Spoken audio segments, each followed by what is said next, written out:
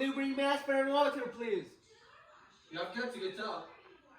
Can you turn the power down? It's very noisy. That's my family. Well, turn it down for a sick man. Okay. Yes, Papa Geppetto. I'm sorry. Are you sure you took it? Because I'd believe you if you said you didn't. No, I took it, Papa. I wouldn't lie to you. You could try. Who knows, you might get away with it. Okay, now be polite, and for God's sake... Yes, Papa Geppetto. I'm sorry. Is that better? Yeah, thanks. What about the aspirin? I've never been sick before. Well, I'm sick now, and I'm not going to work. Call Beatty, please, for me. Where's the aspirin? What happened? A fire is what happened. I had fun last night. Doing what? The parlor. What was shown? The bunch.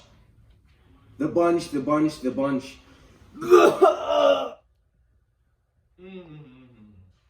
Why did you do that? We burned the woman and her books. Good thing that the rug is washable. I suppose I could talk to them and see if they'd go for it. Why wouldn't they? I mean, what are we gonna Aren't you going to ask me about last night? What about it? We burned 1,000 books. We burned the woman. Well, We burned copies of Dante's and Swift and Marcus Aurelius. wasn't he European? I think so. He was a radical, wasn't he? I never read him. He was a radical. You don't expect me to call Beatty, do you? You must. Don't shout. I wasn't shouting. Something I can help you with? Yeah, you got any brain dead women in there you got people like with for a few bucks? Sure, come on back. I can't call him, Mildred. I can't tell him I'm sick. And why is that? Because if I call him, I know that the end of the talk will be, yes, Captain, I feel better already. I'll be there in 10 minutes. But you're not sick.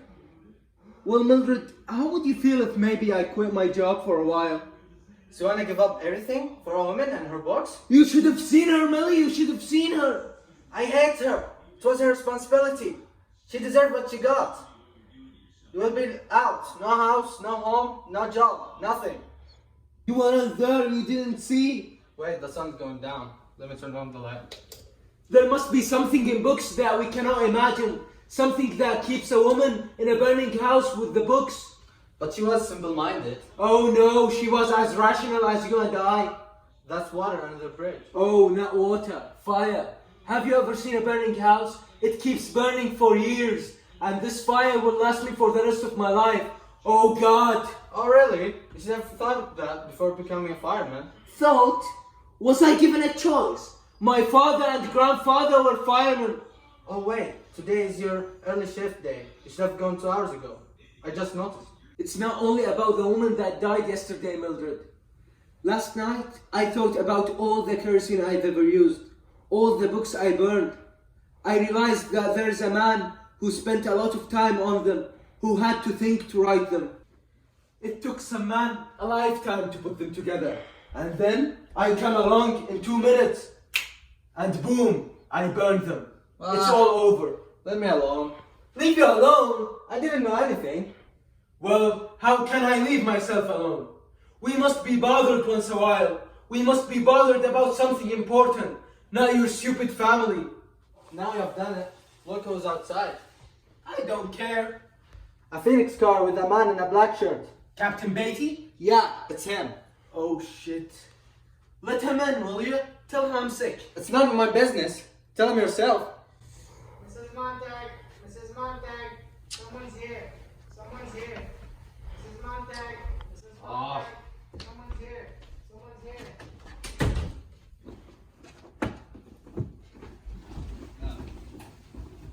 Daddy! Help me, Daddy! I can't get involved because of journalism. Oh, Mr. Beatty, look inside.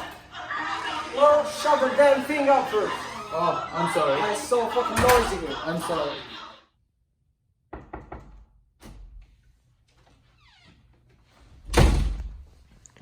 Welcome, Mr. Beatty, welcome. Well, hello.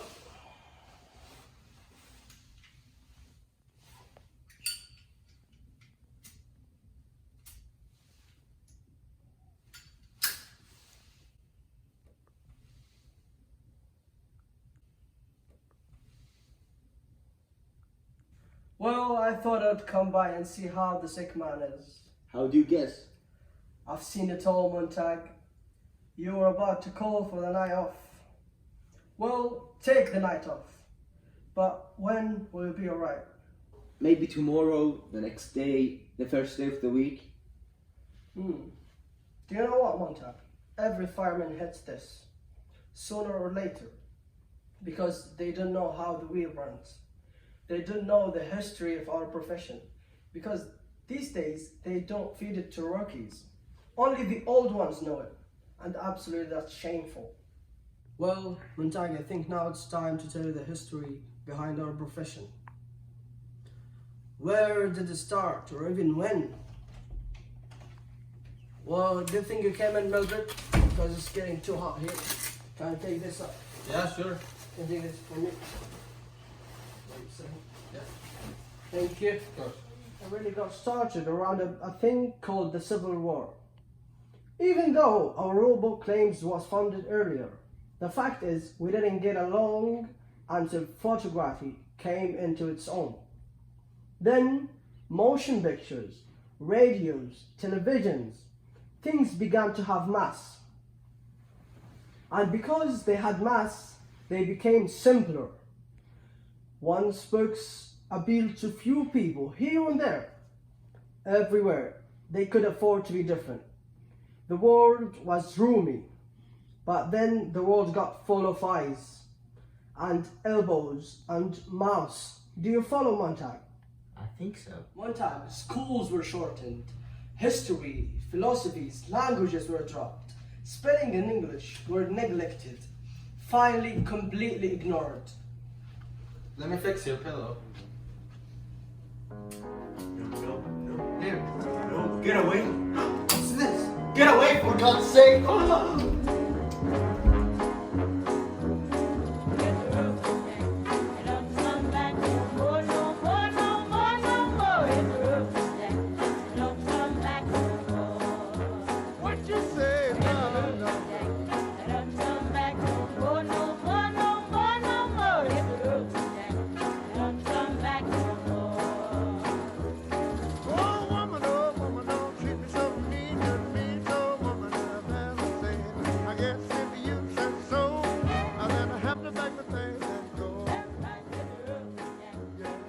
And Birmingham, boom. Leave me alone. Leave you alone. I didn't do anything.